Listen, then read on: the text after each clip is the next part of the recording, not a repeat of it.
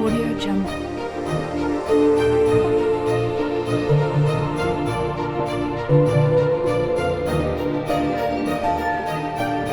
Audio Jungle.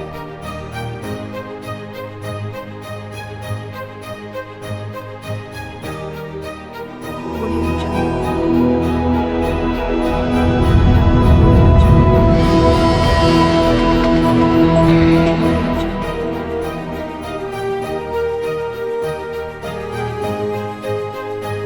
रजीब बिस्मिल्लाहिर्रहमानिर्रहीम। मैं हूँ आपकी अपनी जानी मानी और हमेशा से अपनी फैमिली के साथ बहुत सारी चीज़ें शेयर करने वाली chairperson of TM travel and tour Mrs Malik Tasawwur Malik आपके सामने एक बार फिर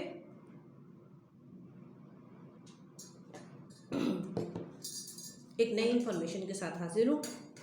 इन्फॉर्मेशन एक्चुअली कोई भी नई नहीं है कुछ हाईलाइटिंग करनी है आप लोगों से और कुछ जो बेतुके सवालात आते हैं उन पे लोगों के कान भी खींचने, क्योंकि हम फैमिली हैं। हमारा काम है आपको समझाना, आपको सही इन्फॉर्मेशन पहुंचाना और सही आपको एक साइड पे कहना चाहिए कि आपको जो एक्चुअल साइड होती है वो उस साइड पे हम आपको जो है वो मूव करते हैं। ठीक है जनाब।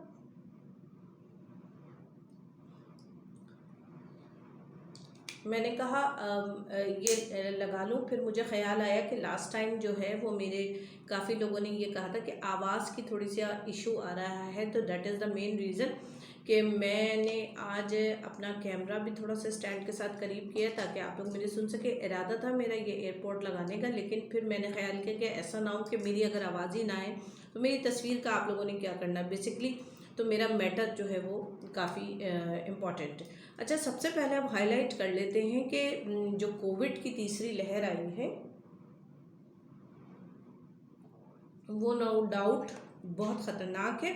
इसका मेन रीज़न ये है कि कहा जाता है पाकिस्तान में कि पंजाब जो है वो बना ही यूरोप के लिए है और यूके के लिए और आयरलैंड के लिए है। तो कहते हैं कि बहुत सारे जो मोस्ट प्रोबेबली लोग जो वहाँ पे सेटल नहीं थे या जिनको अपनी जेब से वहाँ पे करके रेंट देकर रहना पड़ा था, वो मोस्टली लोग अपने घर की तरफ मूव कर गए। काफ़ी लोग जो है वो रमज़ान गुजारने के लिए भी मूव कर गए। काफ़ी लोग इलीगल थे तो वो जो है वो खुद ही वहाँ से रवाना हो गए। मतलब मुख्तलिफ कैटेगरीज़ है, तो लिहाजा इस वक्त रश बहुत रहा है हमारे पंजाब में लोगों के वापस आने का। इस वजह से कोविड, क्योंकि हमारे यहाँ एहतियात नहीं है, हमारे यहाँ हमारी आवाम सुनती ही नहीं है, हमारे यहाँ स्कूल बंद कर दिए जाते हैं, पार्क खोल दिए जाते हैं। तो लाइक खैर मेरा इस वक्त इस टॉपिक पे तो बात करने का कोई मकसद ही नहीं है। हम तो वीज़े की कैटेगरी पे बात करने आए हैं और जो वीज़े खुले हैं उन पे बात करने आए हैं। अब जैसे कि मेरे पास नई जो है वो इंफॉर्मेशन हाईलाइट हो रही है कि तुर्की में डेथ टोल बहुत बढ़ गई है। अराउंड कल टीवी पे भी 2-3 चैनल से मैंने ये न्यूज़ देखी है कि अराउंड वो जो है 44,000 तक अमवात हो चुकी है। और वहाँ भी लॉकडाउन इसलिए किया गया है क्योंकि रमज़ान में बेसिकली मुस्लिम रियासतों में काम ज़्यादा होता है, ये लोग इबादतों में मसरूफ़ होते हैं। अब बात करते हैं कि मैंने एक पोस्ट लगाई हुई है, काफ़ी दिनों से पहले भी लगाई थी, बार बार लगाती हूँ क्योंकि मैं उसी चीज़ पे काम करती हूँ जिस पे मैं श्योर शॉट होती हूँ 100 में से 200%। मतलब मैं अपनी सर्विसेज पे पुरुम्मीद होती हूँ कि हाँ यहाँ मैं अपने क्लाइंटों के साथ जो है वो दो बदू खड़ी हूँ, काम कर रही हूँ, तो मुझे कहीं पे बेइज्जती नहीं होनी पड़ेगी। बाकी ये कि 1% आपको भी ये सब चीज़ें जहन में रखना चाहिए कि due to the condition of covid अगर कहीं से वीज़ा निकलने में टाइम लग रहा है या अगर कहीं जाने में कोई हिंड्रेंस या हज़ल आ रही है, तो आप भी माशाल्लाह सारे लोग ही मीडिया देखते हैं, सारे लोग ही मीडिया पे नज़र रखते हैं और इलेक्ट्रॉनिक का ज़माना है, हर शख्स जो है वो अपडेट रह सकता है। बात ये हो रही है, मैंने मोल्डोवा का एक पोस्ट लगाया और मैंने काफ़ी सारे ग्रुप्स में लगाया। लिटरली मैं वैसे लगाती नहीं हूँ, मेरी आदत नहीं है, लेकिन मैंने लगाया। कई एक लोग आए, उन्होंने उसके बारे में, उसके पैसों के बारे में मुझसे बात की और पूछा कि हम आगे लीगल जा सकते हैं या नहीं जा सकते हैं। कई लोगों ने उस पोस्ट को देखते ही कहा फ्रॉड है। जिनकी अपनी, यकीन करें टू बी वेरी ऑनेस्ट, वैसे बीइंग एजुकेटेड पर्सन मैं ये बात डिस्कस नहीं करती कि अल्लाह शक्लें अल्लाह ताला बनाता है, लेकिन वो शक्लों से ही मतलब कच्ची में 5 दफ़ा फेल हुए हुए लोग हैं जो मेरी पोस्ट के नीचे लिख रहे हैं, जो न सिर्फ पाकिस्तान से एजुकेटेड है, अब्रॉड से भी एजुकेटेड है, ठीक है, उसकी पोस्ट के नीचे लिख रहे हैं ये तो फ्रॉड है। मतलब लोगों को बात समझ में आए ना आए, वो पोस्ट के नीचे कमेंट करना जो है ना, वो कोई हदीस समझते हैं। वो समझते नहीं है कि किसकी पोस्ट लगी हुई है।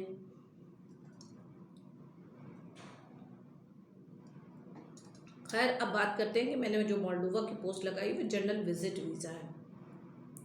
उसमें ऐसा कुछ नहीं है कि मैंने आपकी टीआरपी करानी है, या मैंने आपको वहाँ शहरियत दिलवानी है, या मैंने आपको उंगली पकड़ के आगे रोमानिया ले जाना है। ठीक है, उसके बॉर्डर रोमानिया से मिलते हैं और लोग रोमानिया से आगे हंगरी चले जाते हैं। सारी दुनिया ये बात जानती है, कोई मैं नहीं गई हूँ कि जी मैं इलीगल पहले रोमानिया गई, रोमानिया से हंगरी गई, ऐसा कोई सीन नहीं है। लेकिन जो लोग खुद गए हैं तो उन्होंने अपने एक्सपीरियंसेस हमसे शेयर किए हैं, ये कोई ढकी छुपी बात नहीं है। वो शख्स जो शेंजन जाने का वो रखता है अपने दिल में ख्वाहिश, और उसके पास पैसों की कमी है, तो वो शख्स जो है वो इस रास्ते को यूज़ करता है। बट हमारा काम है जेन्युइन तरीके से आपको वीज़ा देना, होटल बुकिंग देना, उसके बाद इमिग्रेशन पे रजिस्ट्रेशन कराना, और इमिग्रेशन पे हमारा बंदा आपको रिसीव करेगा। मैंने पहले भी कहा था कि मैंने कोई रेट चेंज नहीं किए। जिस रेट पर मैंने पहले कोट किया था वही रेट कोविड के बाद भी मैंने उसी रेट को रखा है, रेट को मैंने चेंज नहीं किया है। हाँ, मेरी काफ़ी बहस चली थी अपने वकील से, क्योंकि वो मेरा बंदा है ही मोल्दोवा एम्बेसी के अंदर ना। जब उसने रेट बढ़ा दिए थे तो मैंने इसको अमल को कोट किया ही नहीं था। उसके बाद जब उसने वापस अपने रेट पे एग्री किया कि हाँ ठीक है भाई मैं उसी पे काम करूँगा, तब मैंने उसको मार्केट किया। क्योंकि मैंने आपको पहले भी बताया था कि ये कोई आम आदमी काम नहीं कर सकता, हमने वकील किए हुए होते हैं एम्बेसीज के साथ लिंकअप करने के लिए। अब जनाब और ना ही थर्ड पार्टी बन के मैं काम कर सकती हूँ, क्योंकि थर्ड पार्टी में ये नहीं पता होता कि आप अपनी जगह बिल्कुल सही है, सामने वाला आपको धोखा बन जाए। तो लिहाजा मैं काम करती हूँ अपने डायरेक्ट एक्सेस पे। तो अब बात हो रही है मोल्दोवा की। मोल्दोवा को की पोस्ट मैं अब ये वीडियो भी तमाम ग्रुपों में पोस्ट करूँगी फेसबुक के। तो बराए मेहरबानी अगर आप इस वीडियो को देखा करें तो कम से कम मेरी वीडियो को स्क्रॉल ना किया करें, बिल्कुल स्टार्ट टू एंड दिल लगा के एक कड़वा घोट पी के पैनाडोल की गोली समझ के इसको पूरा देखा करें, फ़ायदा आपको होने वाला। दूसरी चीज़ ये, मेरी पोस्ट को गौर से देखा कीजिए, उसके नीचे गैर ज़रूरी कमेंट नहीं किया कीजिए। जो खुद शक्लों से फ्रॉड लग रहे होते हैं वो दूसरों की पोस्टों के नीचे जो है वो कमेंट डाल रहे होते हैं। और चस्के लेने वाले काम छोड़ दीजिए, फ़ायदा आपका है। सीरियस कैंडिडेट बिल्कुल मुझसे रब्ता करें। 45 से 50 दिन के अंदर वीज़ा आएगा। मैं आपको 50 दिन जानबूझकर बोल रही हूँ कि ऊपर नीचे हो जाए तो आपको भी तसल्ली रहे। ट्रैवलिंग आपकी हो गई जुलाई अगस्त तक, बट ये है कि जुलाई अगस्त तक हालात भी नॉर्मल हो जाएंगे और कुछ खुलने के वहाँ पे वैक्सीनेशन का अमल चल रहा है, इस वजह से उन्होंने यूरोप को, शेंजन को कम्प्लीटली बंद कर दिया। मेरे पास क्रोशिया के हवाले से कल फिर दोबारा बहुत आ रहे थे कि जी क्रोशिया का बताएं, क्रोशिया का बताएं। तो देखिए जी, क्रोशिया खुला था, बिल्कुल खुला था। हमने क्रोशिया की डिमांड भी उठाई, काम करना स्टार्ट किया। Unfortunately without any prior notice उन्होंने क्रोशिया को पाकिस्तानी पासपोर्ट का एक्सेस बंद कर दिया। इसी तरह लोग माल्टा के केसेस उठा रहे हैं। माल्टा के केस उठाना, फाइल बनाना, जमा कराना, यहाँ बात ख़त्म नहीं हो जाती है। बात वहाँ ख़त्म होती है कि आप पाकिस्तानी पासपोर्ट पे माल्टा अपॉइंटमेंट दे ही नहीं रहा है। दुबई में रहने वालों के धड़ाधड़ आ रहे हैं। मुझे कई लोगों ने कहा धड़ाधड़ अपॉइंटमेंट आ रहे हैं, तो मैंने कहा ठीक है भाई, तुम अपॉइंटमेंट लेके हमें भेज दो। अगर धड़ाधड़ आ रहे हैं, धड़ाधड़ आएंगे तो वो बांग्लादेश के आएंगे, इंडिया के आएंगे, पाकिस्तानी पासपोर्ट पे नहीं आए रहे। तो लिहाजा माल्टा का काम भी ना करें। बहुत सारे ऐसे बड़े बड़े हैं कंसल्टेंट जो कहते हैं हमें केस दे दीजिए लेकिन 4 महीना लगेगा। तो बात तो वही हुई ना कि आपने फाइल ले ली, केस रेडी करा दिया, आपने वर्क परमिट का कॉन्ट्रैक्ट पेपर भी मंगा दिया, लेकिन कहानी वो वहाँ से स्टार्ट होती है जब आप दुबई पहुँचेंगे। एक नंबर 1, पाकिस्तानी आदमी दुबई जा नहीं सकता, ठीक है। नंबर 2, अपॉइंटमेंट आएगी नहीं, उसके बाद वहाँ से लड़ाई झगड़े स्टार्ट होंगे। जब आपका बंदा वहाँ, चलो किसी रिसोर्सेज से वो दुबई पहुँच भी गया, लेकिन वहाँ पहुँचने के बाद वो कितने दिन आपके ऊपर भी ज़ेर बार रहेगा। जो कंसल्टेंट हजरात हैं, या वो अपनी ज़ात पर भी ज़ेर बार रहेगा, कब तक रहेगा, उसका 1 महीने का वीज़ा होगा, 90 दिन का वीज़ा होगा। तो ये वो पिन पॉइंट्स हैं जो लोग बगैर समझे बूझे हमें चैलेंज करने लगते हैं। भाई हम आपके फ़ायदे की बात कर रहे हैं ना। मैडम आप तो आगे से एकदम मना कर देती हैं कि जी माल्टा बंद है, तो मैं क्या झूठ बोलूँ आपसे कि नहीं माल्टा खुला हुआ है? तो माल्टा है। अच्छा हाँ, रोमानिया में मैं सिर्फ अपनी जो मेरी सर्विसेज है, मेरी डिमांड है, मैं और वो भी जर्नल लेबर की, तो बिल्कुल हेल्पर और लेबर कैटेगरी की, जिसमें आपके एजुकेटेड होने ना होने की हमें कोई ज़रूरत ही नहीं पड़ती है। तो मैं अपनी डिमांड पे काम कर रही हूँ। उसके अलावा कोई दुनिया में क्या कर रहा है, किसने किसकी पैसे मारे हैं, मेरी उसकी ज़िम्मेदारी नहीं है, क्योंकि मैं गुनहगार नहीं बनना चाहती हूँ किसी की कॉन्ट्रैक्ट पेपर पे अपने राय देने के लिए। बट वाइट पिक्चर एजेंसी आप पाकिस्तान से बैठ के नहीं पता कर सकते कि कौन सी एजेंसी वहाँ पे वाइट पिक्चर एजेंसी है या वाइट पिक्चर वो कंपनी है जहाँ आप काम कर रहे हैं या जहाँ से आपका कॉन्ट्रैक्ट पेपर आया है। ये बात मालूमात करने के लिए आपका कोई जानने वाला शख्स चाहिए होता है। मोल्दोवा के लिए सिर्फ और सिर्फ स्कैन डॉक्यूमेंट्स रिक्वायर्ड होते हैं। अगर आपका बैंक अकाउंट नहीं है, फ्रेश अकाउंट खोलिए, उसमें 2 लाख रुपए एंडिंग बैलेंस डालिए, PCC police clearance, FRC, passport, ये सारे स्कैन डॉक्यूमेंट आप हमें भेजिए और 50% पेमेंट लेती हूँ मैं। उसके बाद आपके एड्रेस पे ये सारी चीज़ें कोरियर हो जाएंगी और जब आप हमें टिकट देंगे, कब जबकि भी देंगे, हमारा बंदा आपकी फ़्लाइट से 2 घंटा पहले जो है वो पहुँच जाएगा एयरपोर्ट पे, आपको रिसीव करके रजिस्टर्ड करके और आपको एंटर कराने के लिए। ये वहाँ का कानून है, ठीक है जनाब।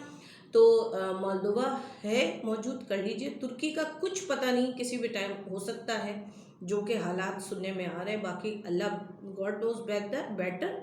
मैं कोई स्टेटमेंट नहीं दे रही हूँ, बट ये हमें फील हो रहा है कि all of a sudden may be कि तुर्की भी बंद हो जाए, क्योंकि डेथ टोल वहाँ बढ़ रही है। और ये मेरे अल्फाज नहीं है, ये हमारे पाकिस्तान के 3-4 न्यूज़ चैनल्स पे भी ये ख़बर आई है और कल की तारीख में आई है, मतलब सैटरडे नाइट में आई है, फ्राइडे नाइट में आई है, संडे में आई है। तो अप्लाई करने वाले सीरियस कैंडिडेट जल्द से जल्द अपना काम निपटाएं। यूक्रेन को मैंने कई बार इन्हेंस किया है कि यूक्रेन को आप लोग बहुत हल्का ले रहे हैं, हल्का ना लीजिए। यूक्रेन बहुत अच्छा मुल्क है और नेक्स्ट टू रशिया के बाद दुनिया में माना हुआ होमलेस स्टेटलेस लोगों का बिजनेस हब है।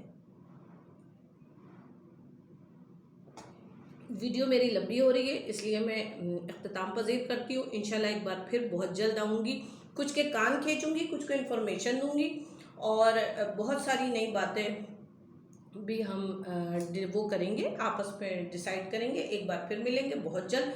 अपनी दुआओं में याद रखें, SOPs का खुद ख्याल रखें, आप किसी के कहने पे ना जाएं। जज़ाकल्लाह खैर।